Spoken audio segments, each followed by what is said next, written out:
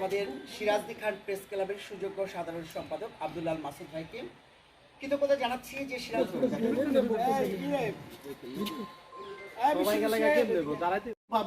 মুন্সিগঞ্জের পত্রিকার সম্পাদক সুমন ভাই এবং বাংলাদেশ প্রতিদিনের সৌরভের বিরোধ।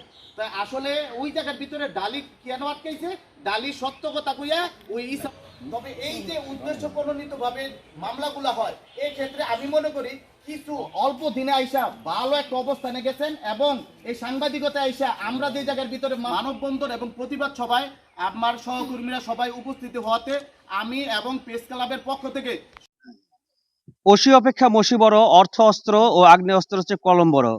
এ কথা গুণীজনেরা না ভুললেও সন্ত্রাসীরা ভুলে যায়। কিন্তু আজকে আমরা এর ব্যত্যয় দেখলাম। আমাদের মুন্সিগঞ্জের দুইজন স্বনামধন্য সাংবাদিক, একজন এনটিভির স্টাফ করেসপন্ডেন্ট এবং মুন্সিগঞ্জ সময় পত্রিকার সম্পাদক মইনুদ্দিন সুমন ভাই এবং আরেকজন বাংলাদেশ প্রতিদিন পত্রিকার মুন্সিগঞ্জ জেলা প্রতিনিধি আবু সাইদ শুভ্র, তার বিরুদ্ধে একজন স্টেনোটাইপিস্ট মুন্সিগঞ্জ জেলা সিভিল সার্জন অফিসের কর্মচারী তাদের বিরুদ্ধে মানহানি মামলা করেছে। যদিও সেই কর্মচারীর বিরুদ্ধে সুনির্দিষ্ট অভিযোগ ছিল এবং তার ভিডিও প্রমাণ এবং তথ্য উপাত্ত নিয়েই তারা সংবাদ প্রকাশ করেছিল, এরপরও সে এমন ধরনের দুঃসাহস দেখেছে যা শুধুমাত্র দুইজন সাংবাদিকের বিরুদ্ধে মামলা না, এটা পুরো সাংবাদিক সমাজের কণ্ঠ চিপে ধরা সামিল। আমরা চাই এই ধরনের ঘুষখোর দুর্নীতিবাজ অফিসারের বিরুদ্ধে আরো সারা বাংলাদেশ সাংবাদিকরা গর্জে উঠবে এবং আমরা এখান থেকে ঘোষণা দিতে চাই এই ধরনের অফিসারকে আইনের আওতায় এনে যথাযথ শাস্তির ব্যবস্থা না করা হলে আমরা মুন্সিগঞ্জের সকল সাংবাদিকরা কর্মবিরতি করব এবং আরো বড় ধরনের কর্মসূচি দিব। যে আমরা বারবার করে এই ধরনের অসাধু ব্যক্তিদের বিরুদ্ধে মানববন্ধন দাঁড়িয়ে আমাদের সময় নষ্ট করব না। আমরা প্রশাসনকে একটা মেসেজ দিতে চাই, যদি এই ধরনের অসাধু লোকদের পক্ষে যদি কেউ দাঁড়ায়, আমরা বলতে চাই মফস্বল সাংবাদিক যে কতটা শক্ত এবং কতটা গভীর, এটা তখন তারা বুঝতে পারবে যখন নাকি আমরা টোটালি প্রশাসনের কোনো ধরনের নিউজ প্রকাশ করব না। আর আমি বিশ্বাস করি এই মানববন্ধন থেকে এটা সুষ্ঠু অনুসন্ধান করে যারা এই ধরনের মানহানি মামলা করছে তার বিরুদ্ধে যে সকল সাংবাদিকের মান ক্ষুণ্ণ হয়েছে তার বিচার হবে এ বিশ্বাস করে আমি এই সিরাজদি খান রিপোর্টার সেন্টারের পক্ষ থেকে আজকের মানববন্ধনকে ধন্যবাদ জানিয়ে আমার বক্তব্য এখানে। আসলে অতীতে যে কোনো সরকারের আমলে হোক, সব সরকার সুশীল সমাজ অনেকে সবাই বলেন যে সাংবাদিকরা জাতির বিবেক।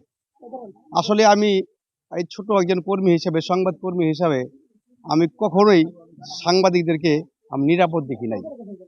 তাহলে আমরা জাতির বিবেক যখন নিরাপদ না মানুষের কাছে, আজকে দেখেন যেখানে সত্য একটা জিনিস, সত্য তথ্য নিয়ে উপাত্ত নিয়ে একটা নিউজ করার পরিপ্রেক্ষিতে দুইজন গুণী সাংবাদিকের বিরুদ্ধে মামলা ঢুকিয়ে দিল, আসলে এর চেয়ে জঘন্য আর কি হতে পারে।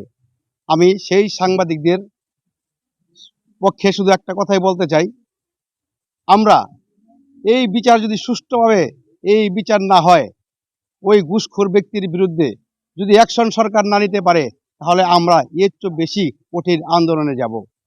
আর সকল সহকর্মীদের একটা কথাই বলবো, আমাদের প্রত্যেকে আরো সহনশীল হতে হবে, আরো দায়িত্বশীল হতে হবে।